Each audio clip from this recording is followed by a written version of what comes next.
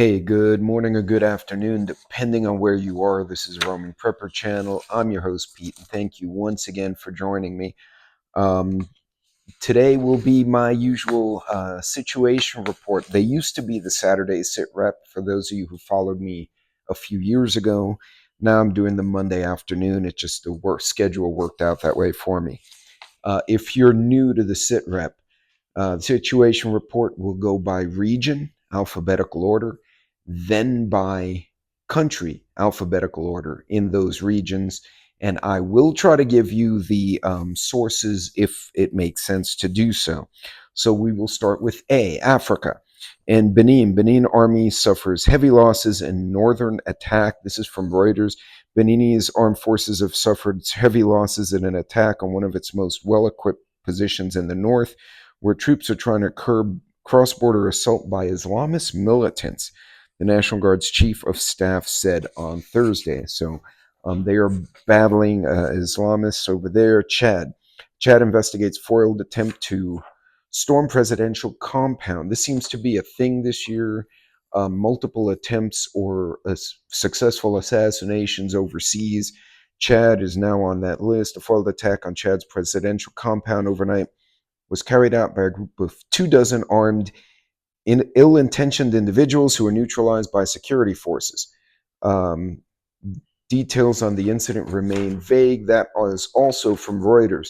Um, a lot of government instability is going on in the world. Mozambique opposition leader returns after fleeing on post-election safety fears. Mozambique's opposition leader, Venancio Mondlane, returned home on Thursday after fleeing in the days following a hotly contested October election that sparked demonstrations, and scores of protesters have been killed.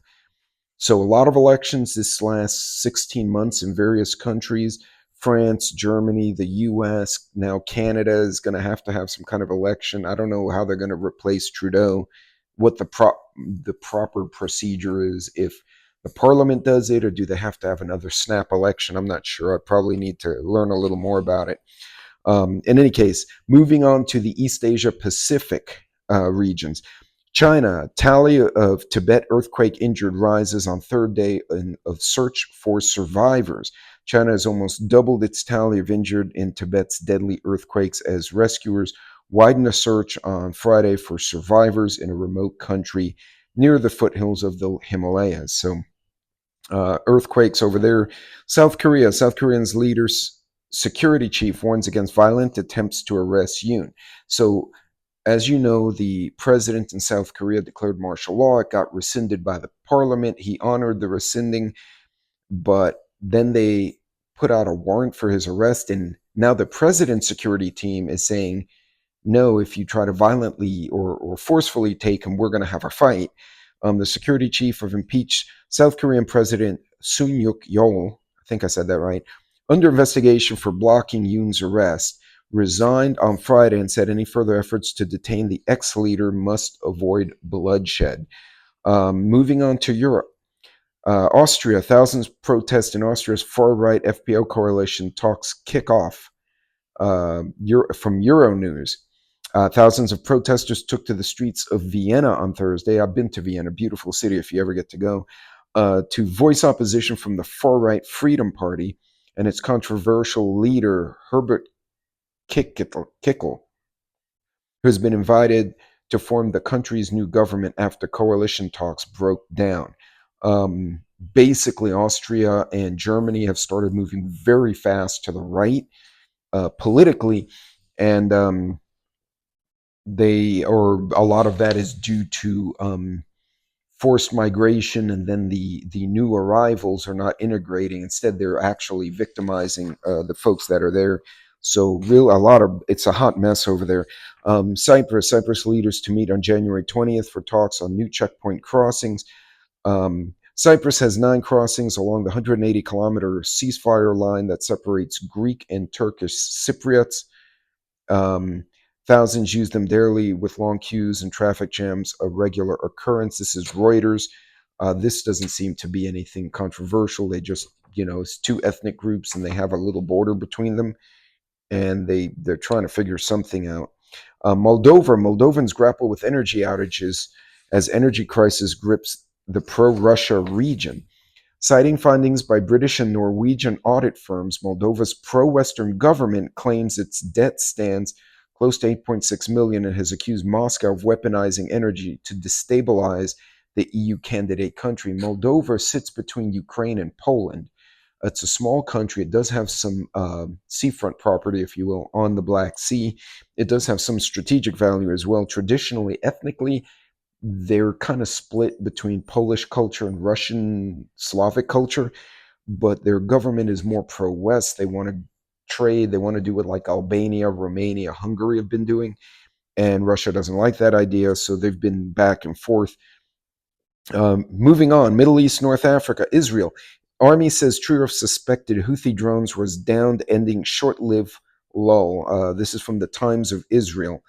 Israel's Air Force intercepted 3 drones apparently launched by the country by Yemen's Houthis in quick succession on Thursday evening, marking the first attack in days by the Iran-backed terror group. Moving on to Lebanon, from Arab News, Joseph Aoun elected new president of Lebanon. Lebanese Armed Forces Chief General Joseph Aoun, 61, was elected the country's 14th president by the parliamentarians. So Lebanon hopefully getting a new leader who has an understanding of everything. The only story from South and Central Asia is India.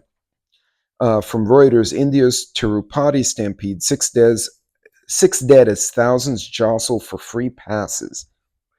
At least 6 people were killed and 35 injured in a stampede near one of India's busiest and richest temples after thousands of devout Hindus assembled there to secure free visit passes.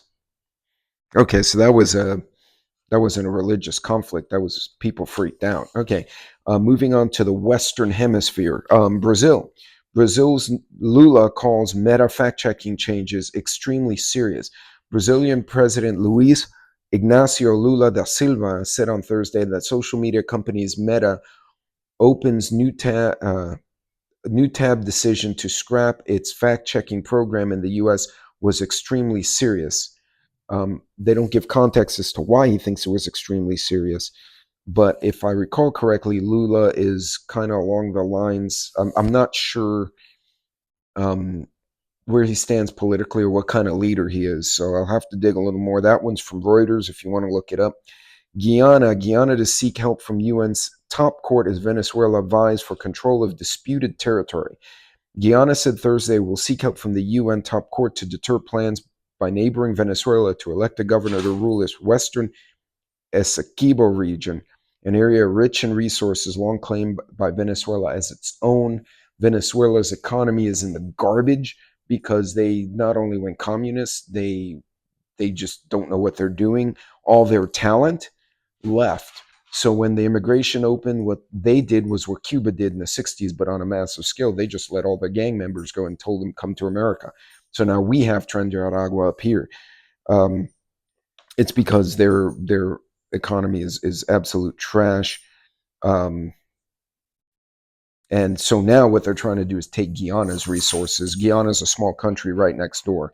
Guyana, by the way, I believe is an English affiliate or English protectorate along with Belize. So if Venezuela makes a move like that, more than likely either the Brits or the Americans are going to get involved somehow, but I'm not sure. Moving on, Nicaragua continues NGO crackdown with Save the Children ban. Nicaraguan President Daniel Ortega has shut down Save the Children International and 14 other NGOs in a mounting clampdown on rights and religious groups. So I don't know why he did that. There's no context other than that he's being a despot. But that, anybody could say that. Trinidad and Tobago, Trinidadian security guard is the country's 5th murder victim for the year. Guard gunned down outside home in Penal. And that's from the Daily Express.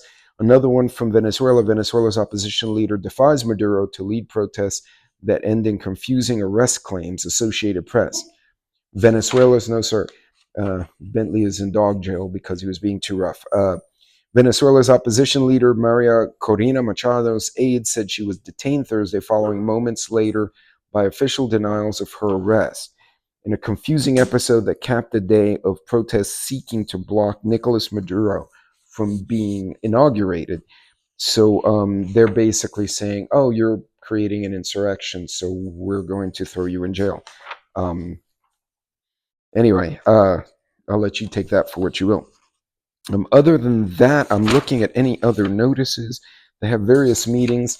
One thing I will note is, as you all know, another Western Hemisphere story, the east coast of the U.S. is pretty much frozen and under snow and blizzard conditions. Although by the time you guys see this, that will hopefully have passed through and the cleanup will start. Los Angeles is absolutely a disaster right now. Even worse is that the Palisades fire, which was on the coast, moved east and hit multiple other places while the winds were blowing east to west. The fire moved west to east. You make it make sense to me. Some people say climate change. I say that violates the laws of physics and something else is at play, but that's just me personally. In either case, if you are in or have family in the California area, tell them to download the Red Cross app. It will show locations of shelter, food, water, and clothing distributions. Now, I want to applaud the people in California in that part of the country because they're actually forming kind of ad hoc farmers markets where people are donating stuff and people who need stuff can just come in and take some and leave.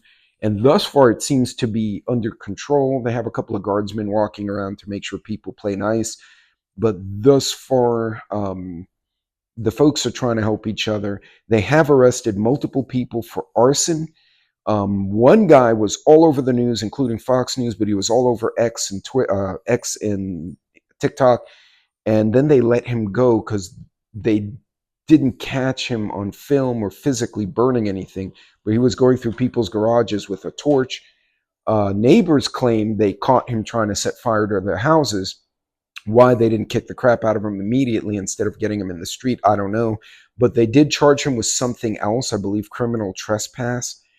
And that's, I think, how they're detaining the guy. Now, it also turns out I think he's not supposed to be in the country anyway. That is unconfirmed. However, they have videos of at least 4 other individuals setting fires in various places in Los Angeles, and they're now saying the Eaton fire started in a parking lot, not in the forest. You take that for what you will. You know, weather gets wet and weather gets dry, but if you use a blowtorch, you will make a fire. So just something to think about. In any case, folks, be frosty out there. Pay attention. To me, something's just not right. I can't put my finger on it. Doesn't mean you should freak out. It means you should be alert. See what's going on. If you see something that looks really messed up, call the law, call the fire department, whoever you think may respond the quickest and get them there. Actually, if you see someone trying to start a fire, you can call the fire department and say there's a guy starting a fire. Because if the fire truck shows up and sees an arsonist and they call the cops, I promise you the cops will go a lot faster for the fire department than they will for any of us. Because we'll be like, well, we'll be there in 15 minutes. You know how that goes. In any case, folks, be good, be safe, be careful out there, and I will see you on the next video. God bless.